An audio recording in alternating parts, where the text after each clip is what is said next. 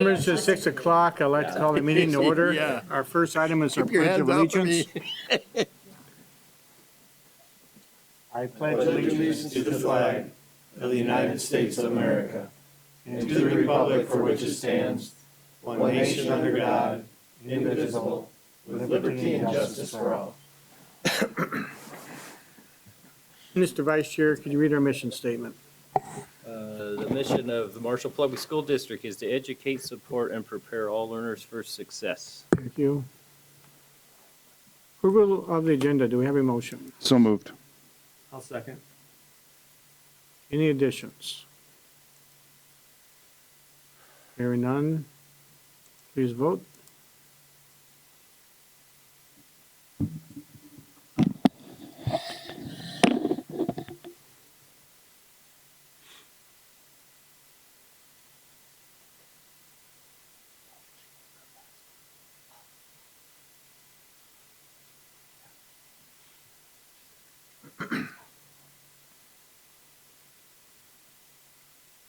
Oh, I'm sorry. It's okay. Sarah's I just was there, I waiting think, for that because she one. got a password, so Sarah Brink's not showing up.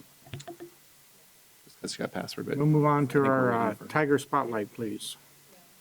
we want to recognize Bill Mulso this afternoon. Bill is receiving the MSBA President's Award at the MSBA conference this year. It signifies a school board member Mulso has attended 300 or more hours of attendance at the MSBA sponsored meetings and activities. So thank you, Bill, for your ongoing service to schools. Your- Bill, Good job, Bill. Thank you, Bill.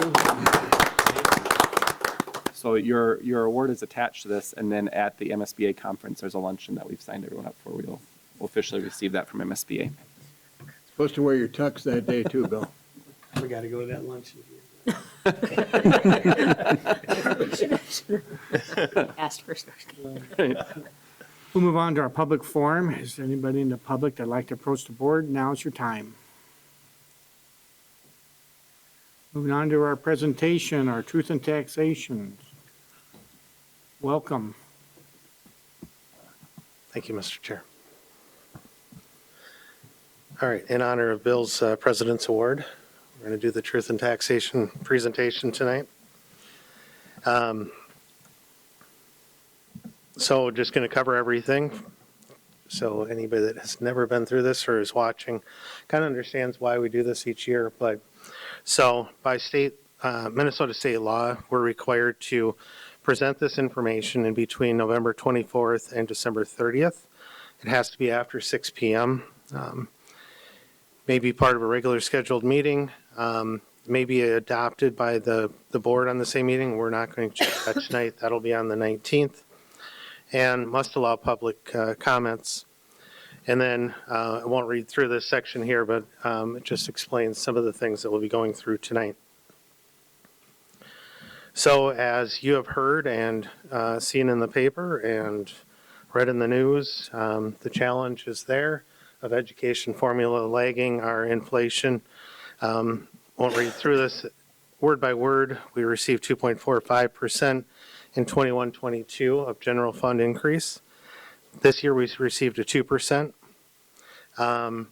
But as you'll be able to see on the upcoming graph, we've been lagging that immensely. We're right now about $1,263 per pupil gap between general ed funding and our inflationary rate, which is about 18.4%. And we all look at the spike and that was because of inflation for this year, but even going back to 2021, you can see the gap was a little over $600 between funding and inflation. So our levy cycle can be somewhat confusing. We're going to follow the orange lines. So we work on the levy starting in July through December. We submit some figures to MDE, such as our enrollment, our lease levy amounts, and some other things, our debt service. So then in September, the board approved our max levy.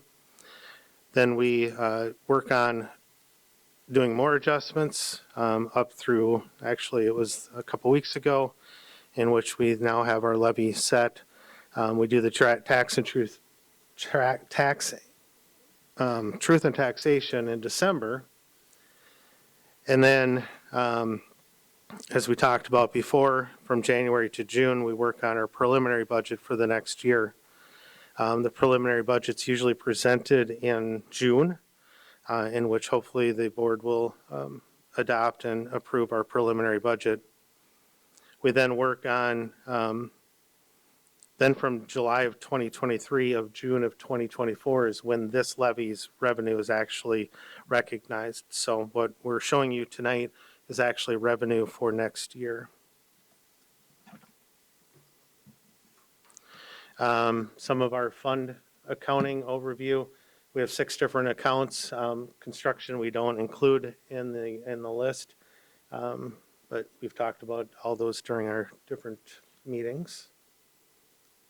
So part of what we have to show, or we're required to show during this presentation, is a comparison of expenditures and revenues. So the next few slides are going to show our 21-22 audited numbers, so they're our final numbers, to our 22-23 original budget. I just want to note that that's our 22-23 original budget. That was the one that we worked on back in May. The board approved in June. So a lot of things change. We don't know a lot of the scenarios at that time. They're estimates, so we are kind of conservative when we put the preliminary budget together. Just wanted to point that out as we look at some of the numbers. So this is our revenue comparison. You can see our general revenue. Again, being conservative with some of our enrollment numbers, we're showing a slight increase. We do have an increase in our enrollment this year over last year. Our food service, you can see the revenue decreased quite a bit. That is an estimate going from the free foods of 21-22 federal funding to this year being back to paid. We're expecting that revenue to drop quite a bit. Transportation dips just a little bit. We were able to use some of our COVID funds for 21-22, which those funds won't be available for transportation in 22-23. Community services has a slight increase. Capital outlay decrease, that's going to be due to the closing of West Side. We closed our LTFM revenue is on building age and square footage. Obviously closing an old building and opening a new, we're decrease in revenue, but we shouldn't hopefully need that revenue for Southview being it's a new building. And then our debt service looks kind of skewed because we did that refunding of that bond in 21-22. This is just a graph that breaks down our revenue by fund. You can see the 73% in general for 22-23. It's the majority of that. And then this is our general fund revenue by source. We've talked about this quite a bit with the operating referendum. About 78% of our funding comes from the state. You can see a small sliver of that. The 8% comes from our property tax. Expenditure comparison from 21-22 actual to our 22-23 preliminary budget. General fund basically kind of holds true, 3.8% increase in expenditures. Food service, again, it's going off of a lot of unknowns with the paid, but we suspect that the expenditures will go down. Even with food prices going up, we expect a little decrease in those expenses. Capital outlay increased a little bit. A lot of that follows our LTFM 10-year projects. And then debt service, again, shows a big decrease because of the bond refunding. The slide breaks down or just shows a pie graph for the general fund. Budget expenses, 74%, 73% of the general fund, which is a majority of that. General fund expenditures by program. So this breaks it down by program. You can see that a majority of our budget goes to teaching. almost half of that, it's 50%.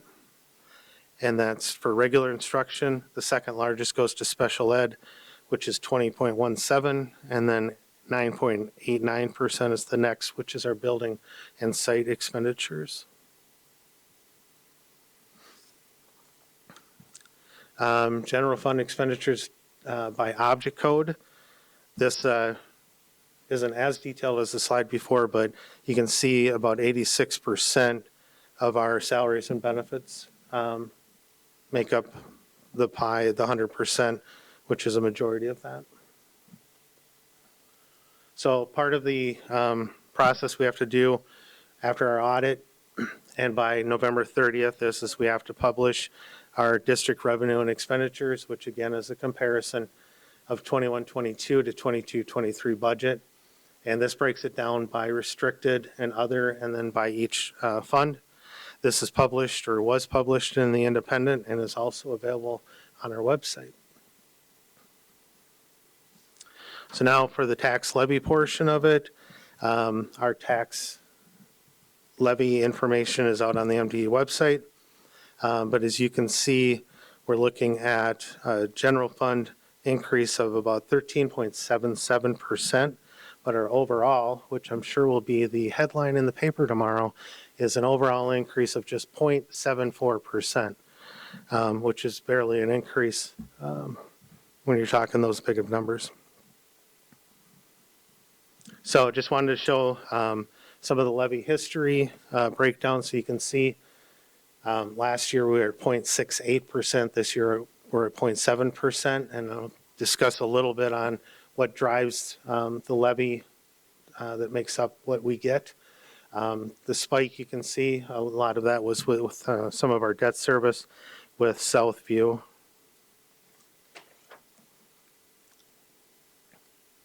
This just shows a breakdown of our levy distribution, what goes to what fund. General fund and debt service gets a majority of that, about 49%, with only about 2% going to our community services. So property tax background. Every owner should have received the tax form for their property tax. I'm going to go to the next one, actually.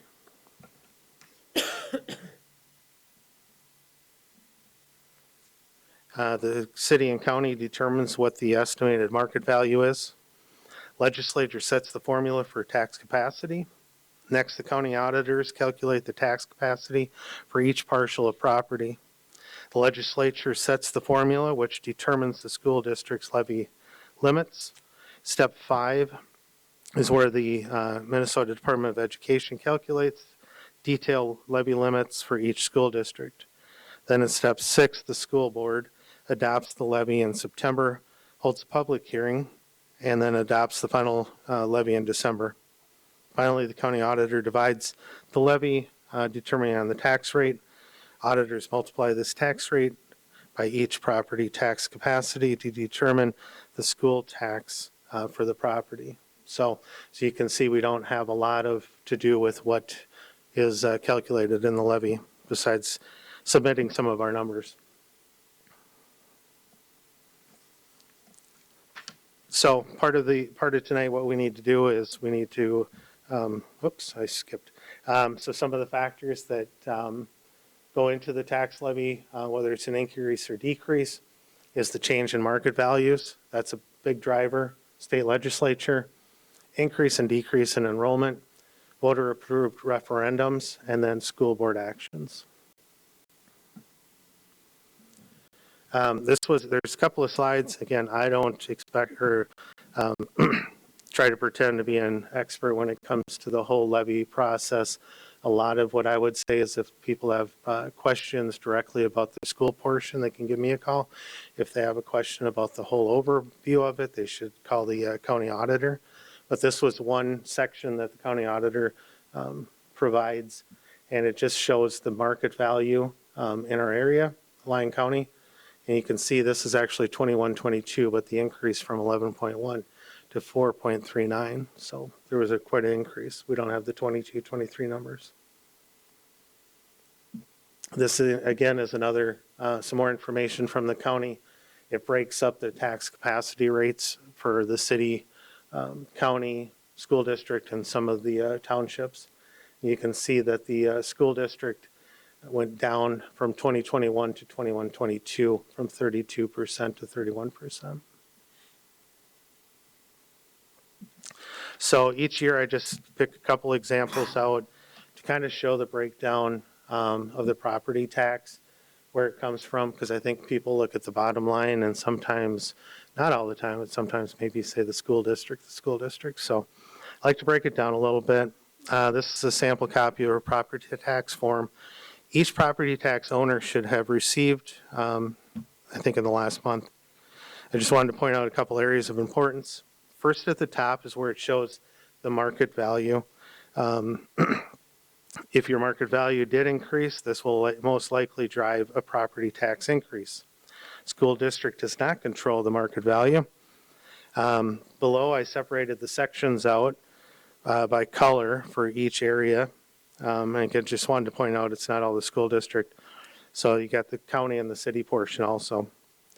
This property tax owner's market value increased by $25,000. They will see a decrease in the county, $19.54, an increase from the city of about $160.11, and a decrease from the school portion of $12.63. Overall, it's a 3.3% increase. This is just another example, and this is why I don't pretend to be an expert at it. This tax owner's taxable market value increased $27,468, just a little more than the one prior. They will see an increase in the county of $19.56. The city's portion increase is $172.44, and the school district's portion is $29.82. That's an increase of 8.2%, of which 1.1% of that is the school district. So just wanted, those were a couple of in-town properties. Wanted to talk a little bit about the Ag to School, or the Ag Credit. That's a permanent law that was enacted in 2017. We're fortunate enough that that did increase to 70% this year. And you will see that it was increased over the last 3 years to this 70%, and that's the last that I know of the increase, but never know what legislature might do. I think this is very interesting anyway. So total savings to landowners in 2021 was a little over $565,000 due to that ag credit. The savings in 2022 was $651,000. And then it increased from 60% to 70% in 2023. The calculated savings for Marshall Public School District for 2023 is $738,000. So it's a nice increase each year. It's just a graph that shows those increases each year of the savings to the Marshall Public School District area. This is a sample of an ag landowner. Shows you first at the top where it shows the taxable market value. This property owner's taxable market value increased a little over $128,000. Second is the school building bond credit. That's on the lower portion. It's separated from the bottom. It comes off the total. I kind of wish they would just stick it under the school portion, honestly, so it kind of showed that. But so this ag landowner is getting a credit of $226.43. You can see that the county increased $81.44. They live in a township where it increased $13.28, and then the school district was $42.72. Overall was $138. Without that school bond building credit, the tax owner would have seen a $364.43 increase. So it definitely helps. So our levy this year, as I showed you before, is increasing $58,044.18, or 0.74%. This is the total proposed levy. Individual increases will vary. So if somebody's adding up their own, it's not going to be exactly 74% for the school district. It's a lot of other things that are involved with that. And then the state law requires us to explain the reasons for a majority of the increases or decreases by fund. So the general fund levy is increasing $464,638.58. We have an increase in the general levy of $155,563.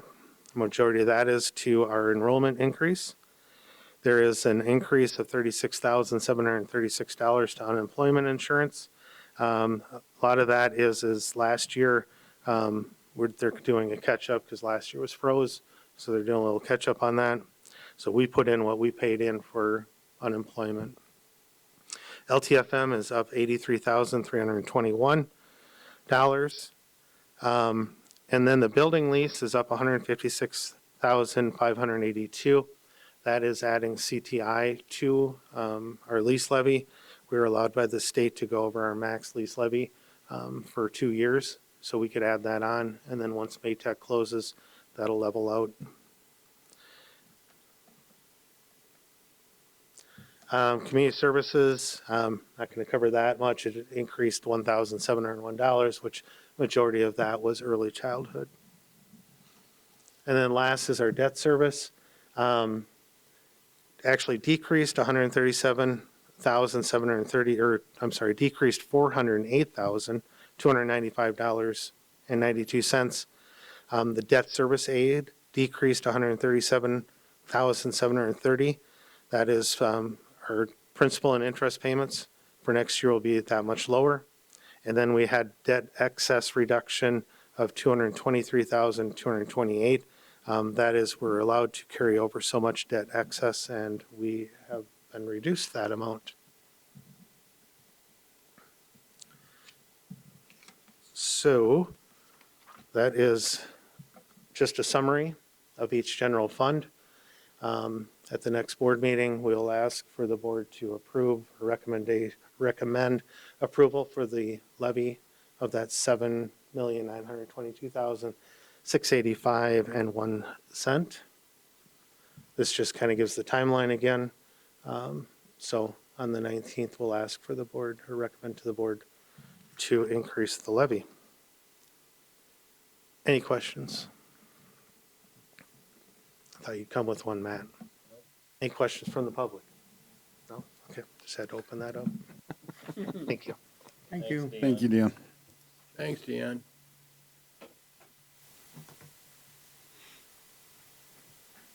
Moving on to our consent agenda, do we have a motion? So moved. I'll second. Any discussion? Hearing none, please vote.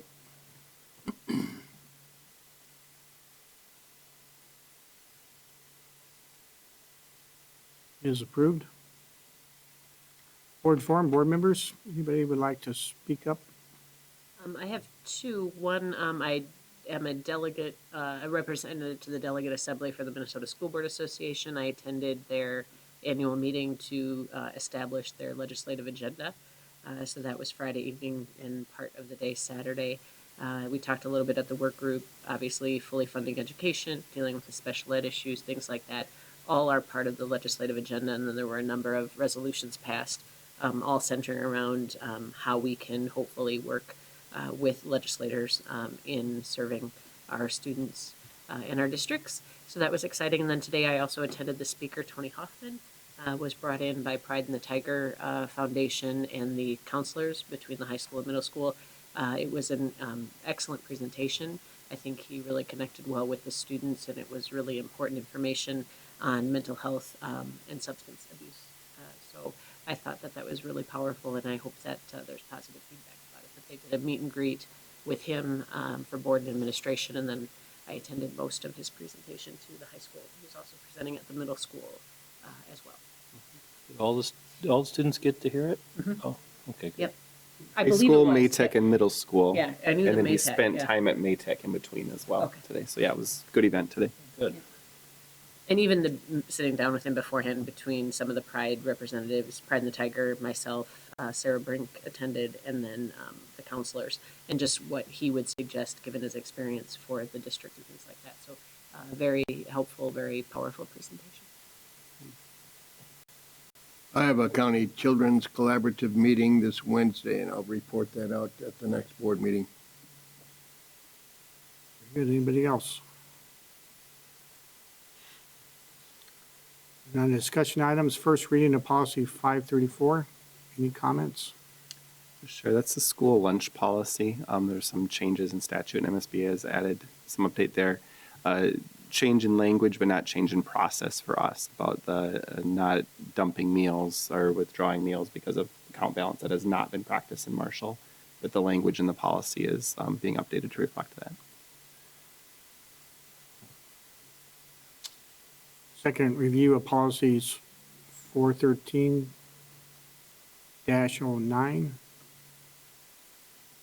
Any questions? Moving on to action items, approve the world's best workforce plan. Do we have a motion? So move. I'll second.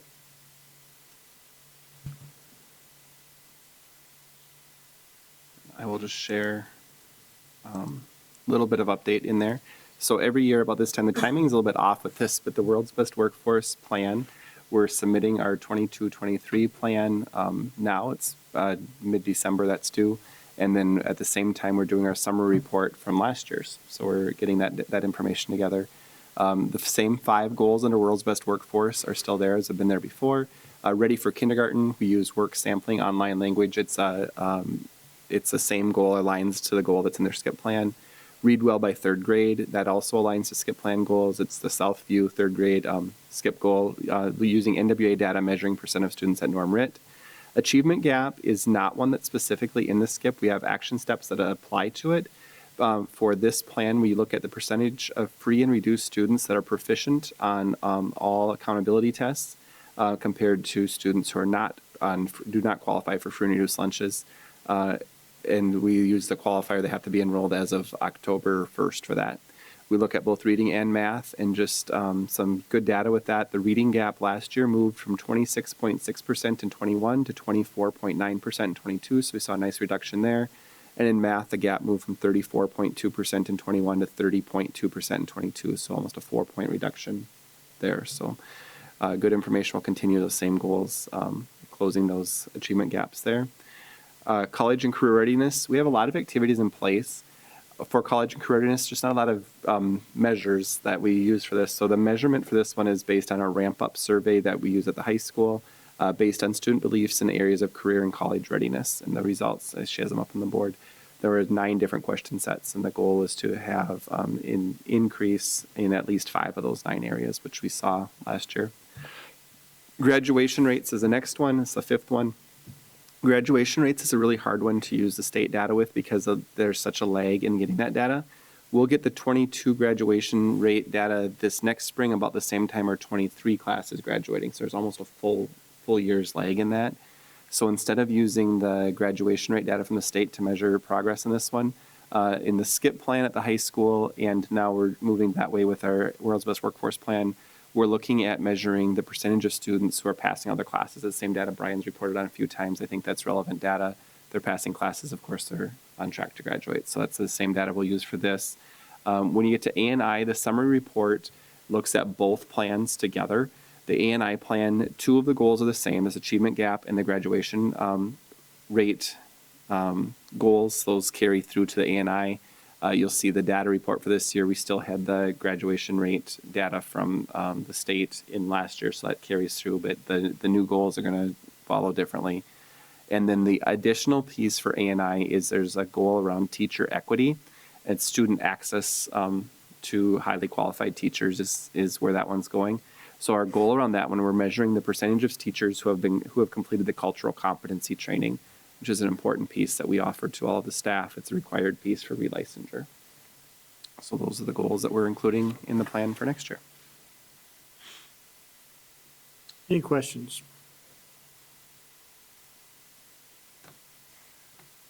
Thank you, board members. Meeting's adjourned. Did we vote on that? We have to vote on that. Hold on. I adjourned the meeting. I guess we got to vote, I'm Do a sorry. roll call vote on that one? Let's do a roll call. All those in favor say aye. Aye. Opposed? Motion carries. Thank you. Okay, I almost got